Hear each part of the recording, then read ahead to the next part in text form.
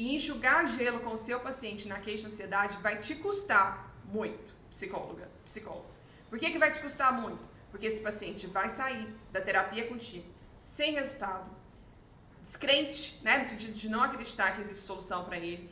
Normalmente esse paciente ele vai propagar negativamente o seu trabalho e o nosso, como categoria. Ele vai desmerecer o seu trabalho e o meu, o seu trabalho de toda uma categoria aqui que trabalha justamente para gerar saúde, qualidade de vida, emoção, saúde, né? Dentro daquilo que é envolvido aqui o escopo da saúde mental. E eu quero te dizer, de coração, né? A gente não está aqui numa aula para criticar, mas que você faça uma avaliação bem real daquilo que você está ofertando para o seu paciente. Quem sabe hoje, ao assistir esse material aqui, seja um dia no qual você vai pegar os seus estudos, os seus relatórios de sessão, tudo aquilo que você tem feito e vai fazer essa pergunta para você. Eu estou falando de ansiedade com esse paciente em cada vez que ele vem aqui, em cada sessão que ele está comigo aqui, ou eu estou de fato tratando essa ansiedade desse paciente? Lembrando que quando a gente fala aqui de tratar a ansiedade, é a ansiedade desajustada, né? É a ansiedade que gera desgaste, é a ansiedade que está ali prejudicando a vida dele. Será que eu estou aqui? Essa é a pergunta que eu quero que vocês façam. Será que eu estou aqui ajudando essa pessoa a se enxergar como ela é? A fazer com que ela evolua, com que ela se sinta mais segura, não só em relação ao tratamento. Às vezes a gente vê isso, né? Uma pergunta bem recorrente e é assim, ai, nossa, o paciente não quer sair de alta. O que eu faço? O paciente não quer sair de alta. E quando eu escuto isso, eu fico me perguntando, será que esse tratamento está sendo efetivo e que mostra para esse paciente que existe um começo, meio e fim, então fechando ali um ciclo, ou será que está assim um processo de dependência? Porque se o paciente usar sessões de terapia para um desabafo semanal, não tem por que ele sair. E você pode entender, colega, que muitas pessoas vão sentir benefício nisso. E elas vão ficar felizes com isso. E para elas está tudo bem. Só que a pergunta é, isso trata de maneira eficaz? Se a gente quer que as pessoas tenham, né, independência, que elas evoluam, que elas fluam, que elas vivam bem, será que manter a pessoa em atendimento, em sessões que vão ali toda semana, com esse foco do desabafo, será que eu estou cumprindo esse meu papel? Será que é para isso que a psicoterapia serve como serviço? Será que é para isso que a gente está aqui fazendo?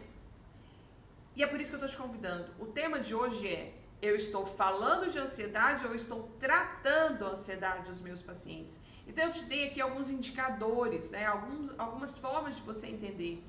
Você está trazendo para esse paciente uma reflexão daquilo que foi, daquilo que está aqui sendo construído e que foi construído na vida dele? Tratou isso de maneira efetiva? No segundo ponto, você está aqui trabalhando com ele, desempenho das situações de hoje, a partir dessa visão mais sólida dessa identidade que foi reestruturada, baseado em tudo que você trabalhou dessa história? Você está preparando esse paciente para um futuro de independência, de crescimento, ou você está trabalhando com ele ali de forma a mantê-lo em atendimento contigo? Um dia eu vi uma frase, e eu quero trazer essa frase aqui como crítica pra gente, tá? Um dia eu escutei um profissional falando assim, era uma crítica dele em relação ao nosso trabalho, e tá tudo bem, tá? Nosso trabalho como categoria. Ele falou assim, cuidado para você não virar a renda recorrente de um psicólogo. E naquela hora, eu vou dizer pra vocês, eu fiquei com raiva dele. Eu falei, que absurdo! Pra quem não sabe, renda recorrente é aquilo que você vai receber todos os meses, né? Ou toda semana, dependendo do tipo de investimento que você faz. Era uma aula sobre investimento. E alguém perguntando sobre ansiedade e terapia, alguma coisa do tipo. E aí o profissional que estava lá dando a aula, ele soltou essa. Terapia é bom, mas você tem que tomar cuidado para você não virar a renda recorrente do psicólogo. E eu olhei e falei, que absurdo, né? Como que pode falar um negócio desse? Tá? Mas infelizmente, às vezes a gente vê isso assim nos consultórios. O que é a renda recorrente? Aquele paciente que vai ficando. E às vezes ele vai ficando porque ele está desabafando, ele está falando sobre. E falar sobre é importante? É, mas não é uma fala sem direção. Não é uma fala sem organização, não é uma fala por falar. Falar por falar, até papagaio fala. Não é falar por falar, é tratar. E tratar tem que ter estrutura, tratar tem que ter foco, Tudo aquilo que você aplica dentro do consultório tem que ter um foco, tem que ter uma direção, tem que ter um porquê. E esse porquê está no seu controle. Outro ponto para a gente refletir nessa aula de hoje. Às vezes as pessoas falam assim: Rosane, esse nicho parece que está saturado.